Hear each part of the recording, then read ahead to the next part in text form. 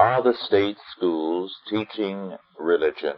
This is R.J. Rushdoony with a report on our threatened freedom. One of the things forbidden by the First Amendment is an establishment of religion.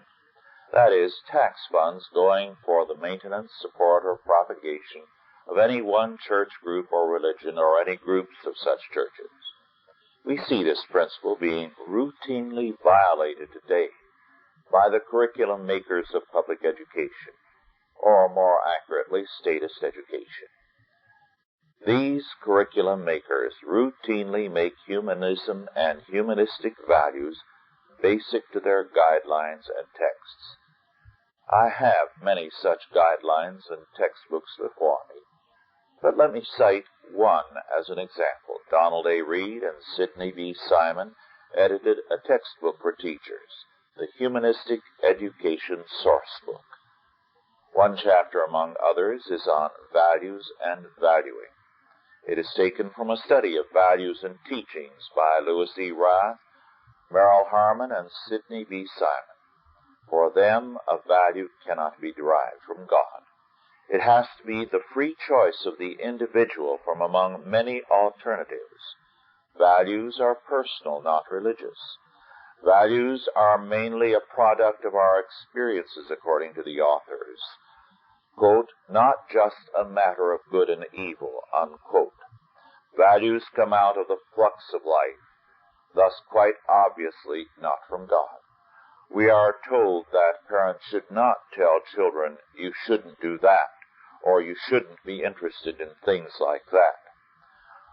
Whatever comes out of a child's experience is consistent with his life and therefore his values. We cannot ask the child to deny his life and values, say the authors, without asking him to be a hypocrite. Values are personal, they say, and respect for a person's life means respect for his experiences and values. Given this standard of values, we would have to say that Hitler, Stalin, and Jack the Ripper should have been respected. Some humanists would object that these men had social consequences with their values. But we must point out that since people are persons, what is personal is also social or interpersonal. The point is that a value system is totally religious. For humanism is a religion, according to the Supreme Court, and it is taught in our state schools all too commonly. This is a religion which is anti-biblical and contrary to the faith of most of us. On top of that, it is an established religion. Public funds go to teach and propagate humanism. It is taught as necessary. In Reed and Simon's textbook, one chapter is entitled, Humanism, Capstone of an Educated Person. In other words, without humanism, your education is incomplete and sadly defective. The Bible and prayer have been banned from state schools, but humanism and its value system is openly taught. The First Amendment ban is applied only to Christianity, but definitely not to humanism. We have a privileged status accorded to this alien cult at the expense of the rest of us.